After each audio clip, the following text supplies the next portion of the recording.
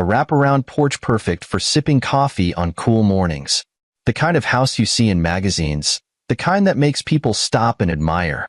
And it was mine. Every square foot, every perfectly aligned brick. I had worked my ass off to make it happen. I stood in the driveway, staring at it, a mixture of pride and disbelief swelling in my chest. 5 years of grueling hours as an investment manager at Sterling and Associates, saving every bonus, cutting back on luxuries, saying no to every spontaneous trip with friends, all for this moment. My wife, Lisa, squeezed my hand. "It's beautiful," she whispered, her voice filled with admiration. "It is," I said, my voice thick with emotion. We had been married for 3 years, and while our relationship wasn't perfect, I had always believed we were a team. She had supported me through my long nights at work, encouraged me when I felt exhausted. This house wasn't just a win for me, it was a win for us. And then there was my younger brother, Jake, standing beside us, hands stuffed into his pockets, looking unimpressed. "Man," he said, whistling low, "you really went all out, huh?" I shot him a look. "You think so?" Jake had always been a drifter. 3 years younger than me, never could hold down a job for long, always living off the goodwill of others. He'd bounce between friends' couches, sometimes our parents' place, and now, he was in my guest room, temporarily, or so he promised. "Yeah," Jake continued, scratching the back of his head, "it's nice and all. A bit much for just 2 people, though, don't you think?" Lisa laughed. "We plan to fill it up eventually." I nodded. "Kids, family, the whole thing." Jake smirked. "Well, I guess I got here first, huh?" That was the agreement. Jake had hit a rough patch again, and, being the responsible older brother, I had told him he could stay for a couple of months, rent-free, just until he got back on his feet. "Just don't make it a habit," I joked, nudging him. He grinned. Yeah, you know me. That was exactly the problem. I did know him. The first night in the house was perfect. Lisa and I sat on the porch swing, watching the sunset. The world felt quiet, peaceful. "You did this," she whispered, resting her head on my shoulder. "You made this happen." I exhaled, letting myself soak it in. We did. Together. Jake was inside, already making himself comfortable. I had let him take the biggest guest room upstairs, figuring it was the least I could do. He was my brother, after all. The next morning, I woke up early, walking through the house, feeling the cool hardwood beneath my feet. The air smelled new, fresh, like a beginning. Lisa came downstairs, stretching. "You're up early." I grinned. "Can't help it. It still doesn't feel real." She smiled. "It's real, and it's ours." The way she said it made my chest swell with pride. Ours. I had put the house in my name, not because I didn't trust Lisa, but because it was a personal milestone, a testament to my hard work. She had understood that, or so I thought. Jake strolled in, yawning, already shirtless. "Man, this place is huge. You really outdid yourself." I laughed. "Glad you like it." "Yeah," he said, opening the fridge. "You stocked up, right?" Lisa handed him a plate of eggs and toast. "Eat up." I didn't mind. Not yet. For the first few weeks, everything felt good. Settled. Jake started doing odd jobs, saying he was saving up to get his own place. Lisa and I were busy setting up the house, choosing furniture, deciding on paint colors, talking about the nursery we'd eventually have. One evening, we had our first official dinner in the new dining room. Lisa had cooked, and I had picked out a bottle of wine to celebrate. Jake raised his glass. "To new beginnings." I smiled. "To family." Lisa hesitated, but clinked her glass against ours. At the time, I thought it was because she was just tired from the move. Now, I realize it was something else entirely. A week later, Jake started making jokes about the house. "Man, I can't believe you went this big," he said, lounging on the couch. "I mean, don't get me wrong, it's cool and all, but this is a lot of house for just you two." I frowned. We wanted the space. Lisa, sitting beside me, nodded. "We're planning for the future." Jake chuckled. Sure. But damn, bro, you didn't have to flex this hard." I laughed it off, but something about the way he said it, It felt off. Then there was the way Lisa had started looking at him. It wasn't obvious, but it was there. A glance that lingered too long. A smile that wasn't meant for me. I ignored it. Because why wouldn't I? She was my wife. He was my brother. And I had just built the perfect life. Hadn't I? One night, as Lisa and I lay in bed, she turned to me. Do you ever think about the responsibility of all this? I frowned. What do you mean? She gestured around. The house. The mortgage. The pressure of keeping it all together. I shrugged. Yeah, but that's life. We work for what we want, right? She didn't respond right away. Then, softly, she said, Jake doesn't see things that way. I sighed. Jake has always been different. He's never been good with responsibility. She hesitated. Do you ever feel guilty that you have so much while he has nothing? I turned to her, confused. Why would I feel guilty? I worked my ass off for this. She nodded slowly. Yeah, of course. I kissed her forehead. We're a team, Lisa. This house? It's for us. No one else. She smiled, but there was something in her eyes I didn't understand. Not yet. I fell asleep thinking I had everything I had ever wanted. I had no idea that the foundation beneath me was already cracking, and that soon, everything I had built would come crashing down. They say hindsight is 20/20. Looking back, the signs were there, scattered like pieces of a puzzle I had been too blind to put together. At the time, I chalked it up to Jake being Jake. Lazy, careless, always looking for the easy way out. I never imagined that my brother, the same one I had let crash on my couch countless times before, would betray me in the worst possible way. The first sign was subtle, almost laughable. It started the night we visited our parents for dinner. Lisa and I were excited to tell them about the house, to share in the moment of pride that came with achieving something so monumental. My parents had always been hardworking but practical. They never owned a home this size. My father, a retired mechanic, and my mother, a former nurse, had lived in the same modest house for over 30 years. They taught me the value of money, of sacrifice, of putting in the work. That's why I nearly choked on my drink when Jake leaned back in his chair and, with a grin that made my stomach turn, said, Yeah, I wanted to make sure my big brother had a nice place to live. There was a beat of silence before my mother's face lit up with pride. You bought the house, Jake? She gasped, clasping her hands together. Jake shrugged, looking smug. Of course. I mean, come on, Mom. You know me. I wouldn't let my family struggle. My father nodded approvingly. That's my boy, he said, beaming at Jake. Always stepping up. I expected Lisa to step in, to correct them, to say something. But instead, she just smiled, a small, knowing smile, and took another sip of her wine. I was frozen, torn between the absurdity of the situation and the sudden, irrational fear that if I corrected him, if I told them the truth, I would look petty. After all, what did it really matter what my parents thought? I knew the truth. Lisa knew the truth. Jake knew the truth. So, I let it slide. For now, that dinner should have been a one-off. A single lie, told for no reason other than Jake's usual need for validation. But it wasn't. It was the beginning. A week later, I overheard him on the phone with a friend. Yeah, man, he was saying, lounging on the couch like he owned the place. It's been great. The house is insane. Huge backyard, sick kitchen. You should come by sometime. I'll show you around. He caught me staring, then grinned.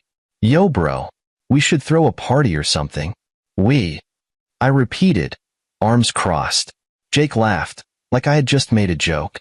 Yeah, man, this place is too big to just exist in. It's meant to be used. I frowned but didn't push it. Instead, I turned to Lisa later that night as we got ready for bed. Did you hear Jake at dinner the other night?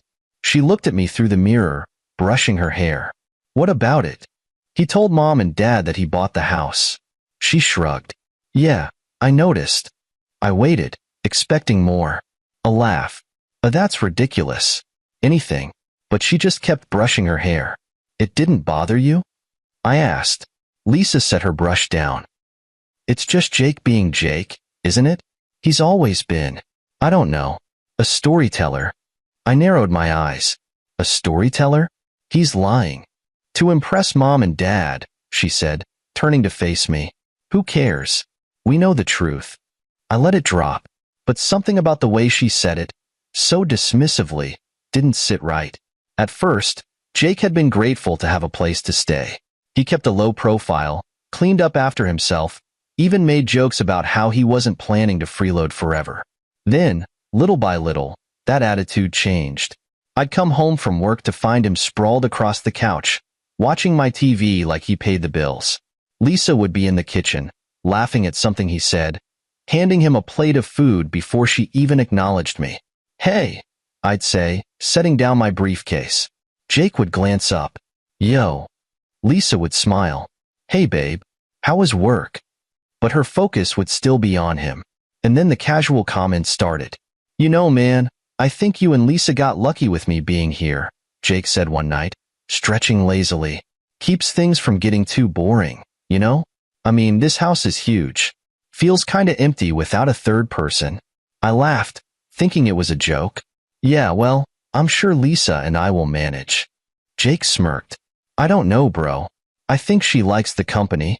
Lisa had been pouring a glass of wine, and I saw it then. That small, barely there smile as she handed it to him. That was when the pit started forming in my stomach. One Saturday morning, I woke up early and found Jake already downstairs, shirtless, eating cereal at the counter. I glanced at the clock. You got work today? Jake scoffed. Man, you sound like Dad. It's Saturday. You haven't worked all week, I pointed out. Jake waved a hand dismissively. I've been applying. Relax. I was about to say something else when Lisa walked in, still in her pajamas. She yawned, then, without hesitation, walked right up to Jake and ran her fingers through his hair. My entire body stiffened. What is that mess? She teased, laughing. You look like you just rolled out of bed. Jake smirked. I did just roll out of bed. Lisa giggled, tousling his hair again. Go shower, you bum. He chuckled and sauntered off. And I stood there, gripping my coffee mug so hard my knuckles turned white. Lisa turned to me, oblivious. Want me to make you some eggs? I stared at her, the realization settling in my gut like a stone. Something was off. I didn't have proof. I didn't have a smoking gun, but I could feel it. A shift. A change. A line being crossed right in front of me. And for the first time since we moved into the house, I wasn't sure if I was in control anymore. Or if I had already lost something I didn't even know was slipping away. Tension is a funny thing.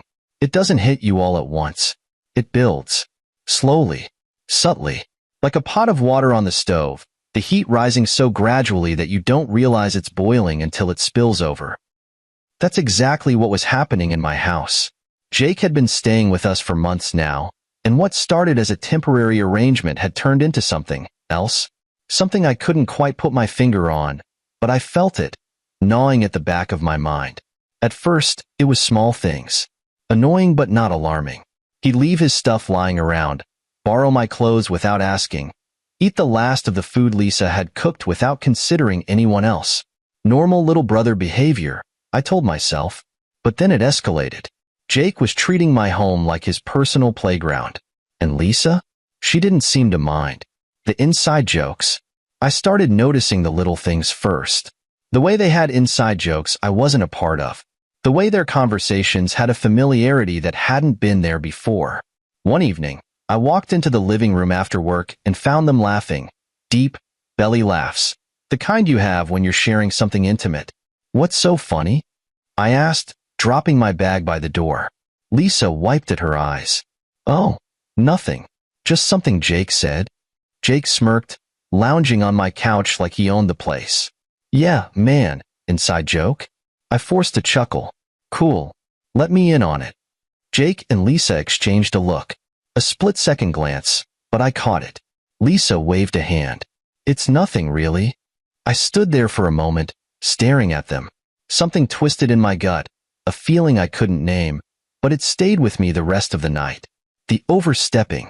Then came the comments. Lisa, you always cook the best meals, Jake would say over dinner.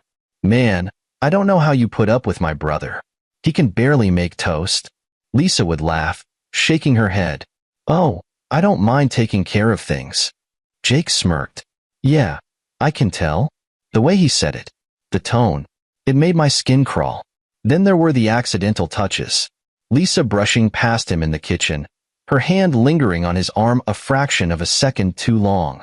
The way Jake would lean in too close when he talked to her. I wasn't stupid. I knew when a man was testing boundaries. And Jake? He was pushing. Hard.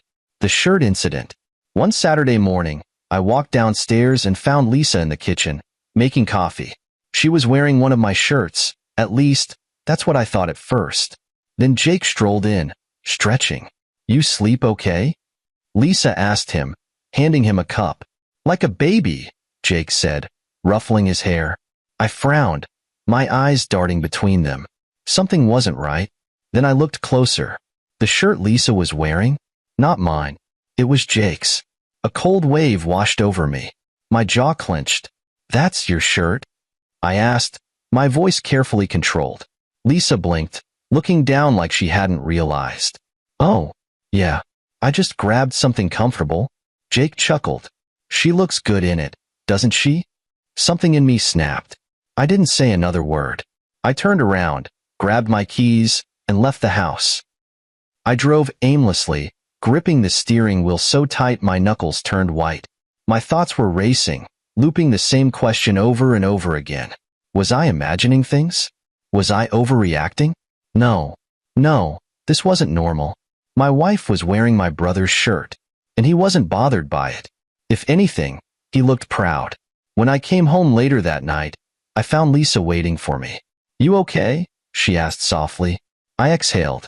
Just needed some air. She reached for my hand. You know I love you, right? Her words should have comforted me, but all I could hear in my head was Jake's voice.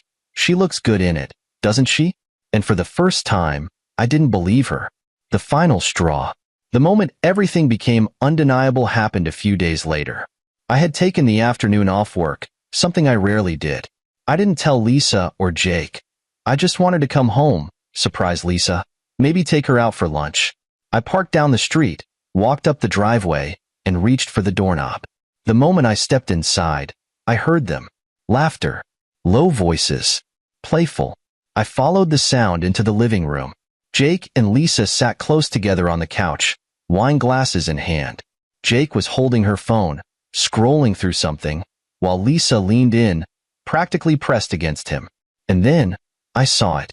Jake reached out and tucked a loose strand of hair behind Lisa's ear. A slow, intimate gesture. Something a husband would do. Lisa didn't flinch. She didn't pull away. She just smiled. It was the moment I knew. My wife was slipping away from me, and my brother was the one pulling her. The boiling point. I didn't say anything that night. I sat at the dinner table, watching them interact, watching the small touches, the shared glances. Lisa served Jake first. Jake made a joke about how I was lucky to have such a caring wife. Lisa laughed. I clenched my fists under the table. I wanted to explode, but I didn't. I stayed quiet, because if there was one thing I knew, it was that people like Jake, arrogant, reckless, entitled, always overplayed their hand. They always pushed too far. And soon, very soon, he would. And when he did, I would be ready. Betrayal doesn't come in one big moment. Not usually. It builds. It creeps in like a slow-moving storm, clouding your judgment, making you question your instincts until suddenly, there's thunder. A lightning strike. And in that one moment, you see the truth. That moment came for me on a day that was supposed to be a victory. I had just landed the biggest deal of my career.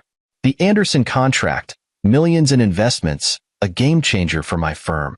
I was supposed to stay in Phoenix another night, but after sealing the deal early, I managed to get a flight home. I wanted to surprise Lisa, take her out to celebrate, maybe even rekindle the spark that had been flickering out lately. I had no idea that I was about to walk into my worst nightmare. Coming home early. The drive home felt different. I was excited, relieved. After weeks of working late, traveling, and dealing with the pressure of closing this deal, I could finally breathe. I pictured Lisa's face when she saw me. Thought about how I'd tell her over dinner, maybe pop a bottle of wine. For a second, I even considered taking a few days off, just to be home, just to reset. I pulled into the driveway, noticing Jake's car was there. Not surprising. He barely went anywhere. The house was dark except for a faint glow coming from upstairs. That was my first warning sign. Lisa always left the kitchen light on when she was home alone. Always. It was a habit she never broke. But tonight, the house was quiet. Too quiet. I grabbed my suitcase, walked up to the front door, and reached for my keys, only to find it unlocked. My stomach turned. I stepped inside, shutting the door softly behind me. Something felt off. There were wine glasses on the coffee table. 2 of them. A half-empty bottle of red sap beside them. A familiar shirt, Jake's shirt, was draped over the arm of the couch. I swallowed hard. Footsteps. Upstairs. And then, the sound that stopped my heart. Laughter. Her laughter. Muffled voices. A hushed giggle. The kind you only make when you think you're alone. The suitcase slipped from my hand, hitting the floor with a dull thud. I barely heard it. My feet moved before my brain could catch up, carrying me up the stairs. The voices became clearer. My bedroom door was open just a crack, enough for me to see shadows moving inside. A hand. A silhouette. Jake's voice. Low. Intimate. Lisa's soft response.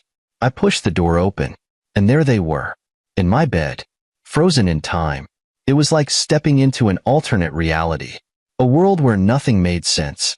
Lisa gasped when she saw me, scrambling to pull the sheets over herself. But Jake? Jake didn't even flinch. He just sat up, stretching lazily like I had inconvenienced him. I stared at him, then at Lisa, at the way her face twisted with guilt and shock. My wife. My brother. In my bed. I couldn't move. Couldn't speak. The air in the room felt thick, pressing against my lungs like I was drowning. Then Lisa did the worst thing she could have done. She opened her mouth. Robin. Jake cut her off with a chuckle. A smug, arrogant chuckle. Well, he said, running a hand through his hair. I guess the secret's out. I blinked. My hands curled into fists at my sides. Lisa's eyes darted between us. This isn't. Jake snorted. Come on, babe. He caught us. No point in playing dumb now. Babe. He called her babe. I felt something inside me snap. But before I could say anything, Lisa dropped the final bombshell. I'm pregnant. The world crashes down. I didn't react at first. The words didn't register. I just stared at her. My wife. The woman I had built a life with. Pregnant. With his child. The betrayal wasn't just an affair. It was this. A life. A child that wasn't mine. My stomach twisted. Say that again, I said, my voice eerily calm. Lisa hesitated. Jake grinned. You heard her, bro. We're having a baby. He sounded proud. Like this was some kind of victory. Like he had one. You're having his baby, I repeated, my voice hollow. Lisa swallowed hard. I didn't mean for it to happen like this. Jake smirked. But it did. And you know what, man? Maybe it's for the best. I turned my head slowly, looking at him for the first time. The best? I echoed. Jake nodded, completely unfazed. Yeah. You've been working like crazy. You're never home. Lisa and we just connected. He shrugged. And now? We're a family. I let out a slow breath. My fingers twitched. Every nerve in my body screamed at me to break something. To punch him. To throw him out the damn window. But I didn't. Instead, I did something that terrified them. I laughed. Lisa's brow furrowed. Robin.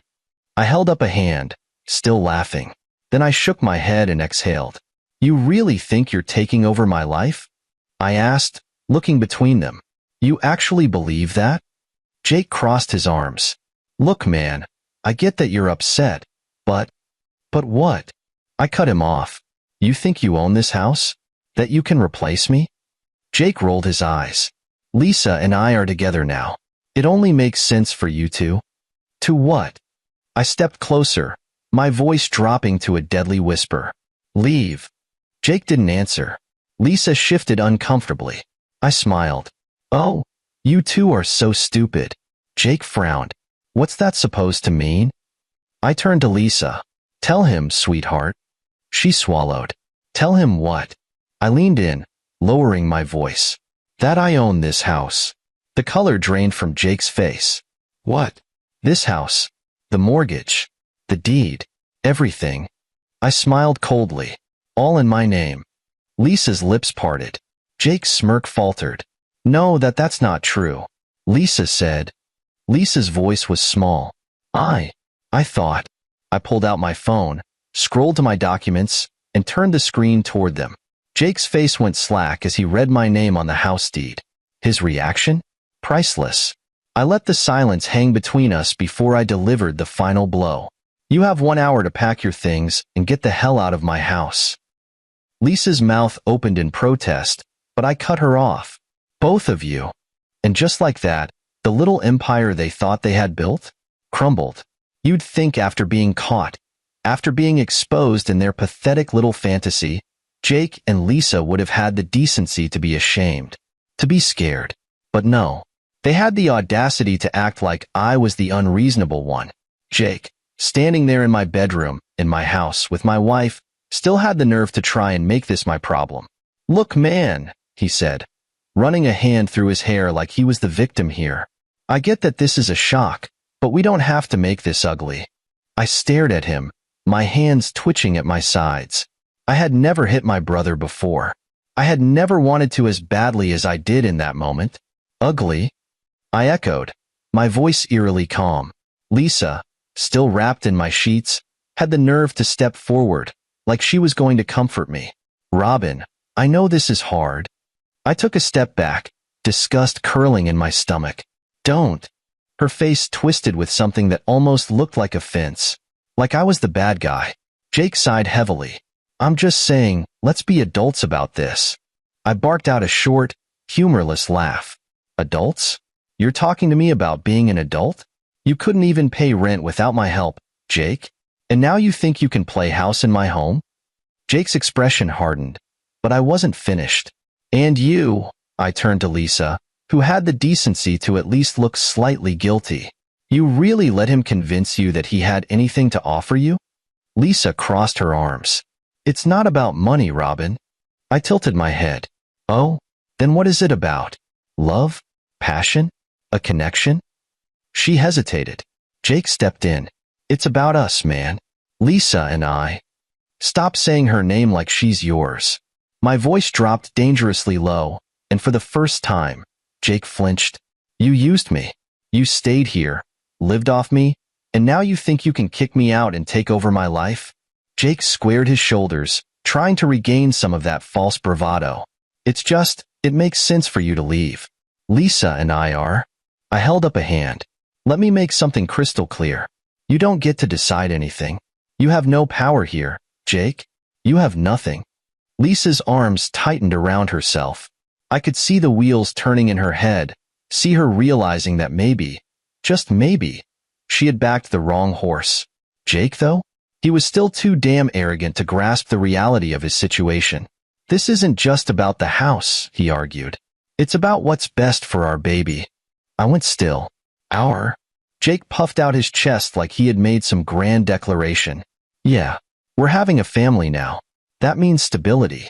That means a home. I exhaled through my nose, shaking my head. And you think this is your home? Jake smirked. It is. I pulled my phone from my pocket, scrolled to my house deed, and turned the screen toward him. Read it.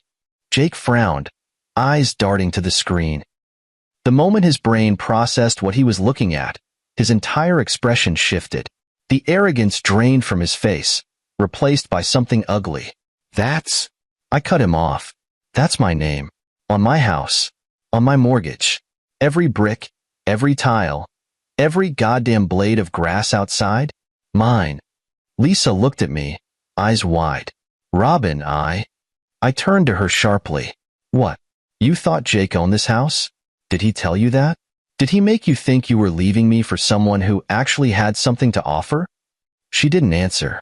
That was enough of an answer. Jake's face was red now, his mouth opening and closing like he wanted to argue. But what could he say? I leaned in slightly. Do you know what that means, little brother? He swallowed hard. It means you are a guest here. A guest who just wore out his welcome. I straightened, rolling my shoulders. You have 1 hour, I said, voice cold. Both of you. Pack your shit. Get out of my house. Lisa's lips parted. Robin, please. Jake grabbed her wrist. No, we're not leaving. I blinked slowly, tilting my head. You're not leaving? Jake lifted his chin, trying to regain some of that misplaced confidence. Lisa is pregnant. This is our home now. You need to be the bigger man and walk away. Silence stretched between us. Then, I laughed. I laughed so hard I had to grip my knees, tears stinging at the edges of my eyes.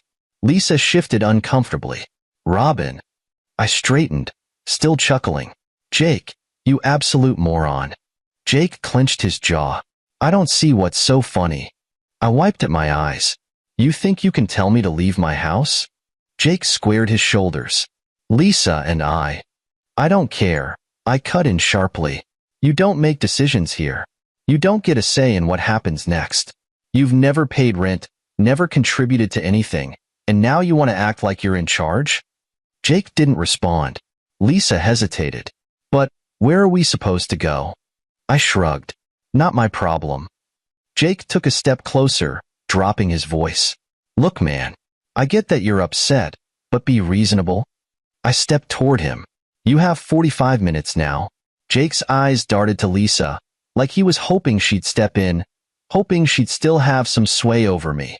But Lisa was staring at me differently now, like she had miscalculated, like she had realized, far too late, that she had gambled on the wrong man. I turned, heading for the stairs. Pack fast, I called over my shoulder. If you're not gone in an hour, I call the cops. Jake swore under his breath. Lisa whimpered something about being reasonable. I didn't care. They weren't my problem anymore. I reached the bottom of the stairs, inhaled deeply, and exhaled. I had one. And Jake? He had lost everything. You'd think that would have been the end of it. That after I threw them out, after I made it clear they had no claim to my home, that would be the last I heard from them. But people like Jake and Lisa, they don't go away quietly. They make noise. They scream. And when they realize they don't have enough power on their own, they call for backup. In this case, backup came in the form of our parents. It happened barely 10 minutes after they left. I had just sat down with a glass of whiskey, savoring the silence of my now empty house, when my phone rang. Mom. I stared at the screen, exhaling through my nose. I knew exactly why she was calling. I could ignore it, turn off my phone, pretend I didn't see it. But no. I answered. How dare you? No hello. No how are you, son? Just straight into the attack. Nice to hear from you too, Mom, I said dryly. Don't you dare joke right now, Robin, she snapped. Your pregnant wife just showed up at our house in tears. She's not my wife anymore, I corrected. She's carrying your brother's child, for God's sake. And you threw them out onto the street? I took a slow sip of my whiskey. No, Mom. I threw them out of my house. Big difference. You're being cruel, she shouted. Lisa has nowhere to go. She's pregnant. And Jake, he's your brother. I leaned back, pinching the bridge of my nose. Mom, I don't know what lies they fed you, but let me make something very clear. Jake slept with my wife. She made a mistake. I barked out a laugh. A mistake? Mom, a mistake is forgetting an anniversary. A mistake is spilling coffee on important paperwork. A mistake isn't screwing your husband's brother and getting knocked up. Silence. Then, softer. Robin, please. This isn't just about them. It's about the baby. I shut my eyes, counted to 5. There it was. The manipulation. Mom, let me ask you something, I said, forcing my voice to stay calm. If Lisa had cheated on Jake with me, would you be asking him to forgive me? She didn't answer. I nodded to myself. That's what I thought. Robin, please, she tried again. I know you're angry, but this is family. Family forgives. Funny, I mused. Because when Dad's brother stole from him, we cut ties immediately. I don't recall anyone saying family forgives back then. That was different. Was it? Silence. I sighed. Mom, I love you, but I'm not doing this. Lisa and Jake made their bed. Now they can lie in it. Robin, don't. I hung up. Then I turned off my phone. The knock at the door. I should have known they wouldn't stop there. The next morning, as I was making coffee, I heard the knock. Not a polite one, not a hesitant one, a pounding, angry knock. I took my time pouring my coffee before strolling to the door. When I opened it, I wasn't surprised. My parents. And behind them? Jake. Lisa. Luggage in tow. I let out a slow breath. Oh, you've got to be kidding me. Dad's face was red. Inside. Now. I crossed my arms. Or what? Robin, Mom pleaded. Please just listen. I did listen. Last night. And I still don't give a damn. Jake, ever the arrogant idiot, scoffed. Man, you're being so dramatic. I arched a brow. Oh, I'm dramatic? Says the guy who tried to kick me out of my own house? Lisa sniffled. Robin, please, we don't have anywhere to go. I gave her a slow once-over. That's not my problem. Dad stepped forward, pointing a finger at me. You don't just throw family away. Funny, I said. That's exactly what Jake did to me. Didn't seem to bother you then. Son, Dad warned, his voice low. I sighed, rubbing my temple. Let me get this straight. You expect me, the one who was betrayed, to give up my house to the people who stabbed me in the back? Silence. Then Jake, the absolute fool, smirked. It would be the mature thing to do. I blinked. Then I laughed. Full-bodied, stomach-clenching laughter. Jake's smirk faded. Mom's expression twisted. Dad's jaw clenched. You really think, I said between chuckles, that I'm going to let you stay here after everything you pulled? Jake folded his arms. Mom and Dad said you'd be reasonable. I tilted my head. You thought I'd be reasonable? After you screwed my wife. Jake's jaw tightened. Look, man, I know you're mad. I took a step forward, and for the first time, Jake flinched. Mad. I repeated. Jake, mad doesn't even begin to cover it. But you know what? It doesn't matter. Because I don't care anymore. You made your choices. Now live with them. Lisa stepped forward. Robin, we're having a baby, and she swallowed. And we need a home. I smirked. Then by one. Jake scoffed. You know we don't have the money for that. Not my problem. Dad exploded. Robin, damn it. This is family. I exhaled slowly. Dad, let me tell you what family doesn't do. Family doesn't sleep with each other's spouses. Family doesn't lie, cheat, and manipulate. So don't stand here and act like I owe them anything. Mom's eyes were wet now. You're really going to turn your back on us? I smiled bitterly. You already turned your back on me. More silence. Then, finally, Dad sighed heavily. Come on, he muttered, turning away. Mom hesitated. Lisa's eyes were pleading. Jake? Jake just glared. But I didn't care. One by one, they walked away. I stood in the doorway, sipping my coffee, watching them leave. And for the first time in weeks, I felt free. There's something strangely peaceful about letting go. For weeks, I had been carrying the weight of betrayal, of anger, of what-ifs, of second-guessing every moment that had led up to this disaster. But as I stood there, watching my so-called family walk away, I felt lighter, freer. They had come here expecting me to fold, to cave, to let them walk all over me again. But I didn't. And that, more than anything, was my real victory. The aftermath. I didn't hear from them for a while after that. Not directly, anyway. But the drama? The fallout? That came fast. I turned my phone back on that evening, mostly to check work emails, and instantly regretted it. My notifications were flooded. 37 missed calls. 62 text messages. Voicemails from both sets of parents. From Lisa. From Jake. I ignored them all. But then, one caught my eye. A text from an unknown number. You're disgusting. You abandoned your pregnant wife and brother over a mistake? Hope you enjoy dying alone. You heartless bastard. So that's how they were spinning it. I smirked, shaking my head. I had expected Lisa to play the victim. She was good at that, turning her own mistakes into someone else's fault. But Jake? Jake had always been the kind of guy who needed to be the hero, even in his own head. He wasn't just a man who cheated with his brother's wife. No. He was a good guy caught in a complicated situation. The reality? They had screwed up, and now they were desperate to rewrite history. I should have blocked them all then and there. But curiosity got the better of me. I opened Facebook. The first thing I saw? Lisa's latest post. A long, emotional paragraph about how sometimes love finds us in unexpected places and how real love isn't always easy, but it's worth fighting for. Attached? A picture of her and Jake. His arm around her, her hand resting on her stomach. A baby announcement. The caption? Our love story isn't perfect, but it's ours. I nearly choked on my coffee. Love story? They were acting like they had overcome obstacles. Like they were some star-crossed lovers who had fought against the odds. Not like a pair of cheaters who got caught and thrown out on their asses. I scrolled to the comments. It was worse than I expected.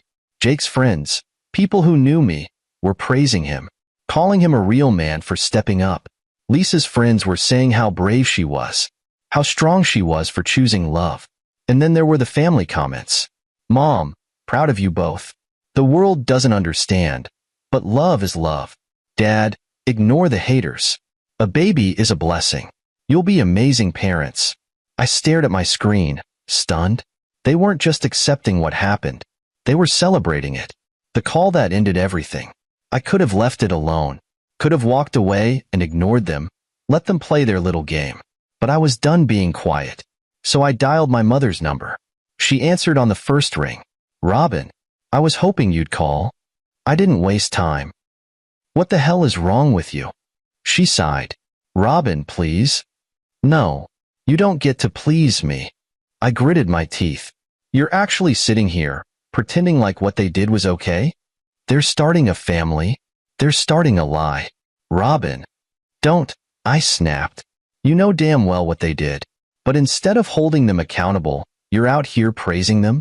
Lisa's pregnant, Robin, she said, as if that explained everything. And a child changes things. This isn't about you anymore. It's about what's best for that baby. I laughed bitterly. So what? You want me to just forgive and forget? I want you to move on, she said firmly. You're making this into a bigger deal than it has to be. I pinched the bridge of my nose. Mom, my brother slept with my wife, and you're acting like I'm the problem? You need to stop being selfish. I froze. She said it so casually, so matter-of-factly, like I was the one who had betrayed them, like I was the bad guy. A slow, cold realization settled in my chest. She would never see my side. Not really, because she didn't want to. To her, family wasn't about right or wrong. It was about who she wanted to protect, and she had already made her choice. I inhaled deeply, then exhaled. I see, I said finally. Robin, don't do this. No, Mom, you did this. A beat of silence. Then, what does that mean? I smiled to myself. It means we're done. The final goodbye. I blocked her number that night. Blocked Dad's, too. I wiped every trace of them from my phone, from my social media, because I realized something. I didn't just lose a wife, or a brother. I lost all of them, and maybe that was for the best. The next morning, I met with my lawyer to finalize my divorce. Lisa, unsurprisingly, didn't contest anything. She knew she didn't have a legal leg to stand on. She signed the papers without argument. And just like that, she was officially out of my life. Jake? He never reached out. Not directly anyway. But through mutual friends, I heard things. That the baby had been an accident. That he and Lisa were struggling financially. That they had moved in with my parents. That Jake was miserable. That Lisa was already complaining. I took a sip of my coffee, staring out at my backyard, letting it all sink in, and I felt nothing. No anger. No sadness. Just peace. Because they were out of my life. And that? There's something hauntingly beautiful about an empty house. For weeks, my home had been filled with lies, betrayal, and whispered conversations I wasn't a part of. Every room had been tainted by their presence, by Lisa's soft laughter as she entertained my brother, by Jake's arrogant smirks as he walked around my home like he owned it. Now, it was quiet. And for the first time in a long time, I liked it that way. The ghosts they left behind. The first few days after cutting them off, I wandered from room to room, trying to erase every trace of them. I stripped the bed in the master bedroom and threw the sheets in the trash. No amount of washing would ever make me sleep in them again. I went into the closet and stared at the empty spaces where Lisa's clothes had once been. Good riddance. I walked past the guest room, the one Jake had so casually claimed as his own. The door was still slightly ajar, like he might walk back in at any second, as if he still belonged here. I shoved it open. The room smelled faintly of him. The closet was empty except for a single sock he'd left behind. I picked it up, stared at it for a second, then laughed to myself as I tossed it in the trash. That's all you ever were, Jake. Something disposable. Then I redecorated. I replaced the furniture they had lounged on, got rid of the couch they used to sit too close on. Every single thing that reminded me of them, gone. Because this house was mine, and I refused to let their ghosts haunt it any longer. The unexpected freedom. You'd think that after everything, I would have felt broken, that I would have sat in the middle of my big, empty house, drowning in misery, wondering where it all went wrong. But I didn't. I felt lighter. I woke up in the mornings without that dull sense of unease gnawing at me. I drank my coffee in silence, without hearing Jake's lazy voice muttering about how he needed to figure things out. I came home from work and actually relaxed, without the lingering anxiety that I might walk in on another one of their moments. I was free, and I was determined to make the most of it. The divorce settlement, a laughable ending. Lisa had no fight left in her when the divorce papers arrived. She signed them without argument, probably knowing she had no claim to anything. No alimony. No property. She walked away with nothing. Jake had thrown away everything to be with her, and what did they have now? A baby on the way. No jobs. No house. No stability. I almost felt bad for them. Almost. The social media circus. Even after cutting them off, I couldn't completely escape their pathetic attempt at rewriting history. They had publicly embraced their scandal like it was some great love story. Lisa's posts? Sickeningly sentimental. Sometimes, love finds you in unexpected places. Not all love stories are simple, but they're always worth fighting for. Jake, of course, ate up the attention. His own posts were equally nauseating. Real men step up for their families. Not everyone can handle the responsibility. A thinly veiled jab at me. The comments were filled with people cheering for them. I saw the same family members who had ignored my side of the story calling them brave, saying they deserved happiness. I shook my head.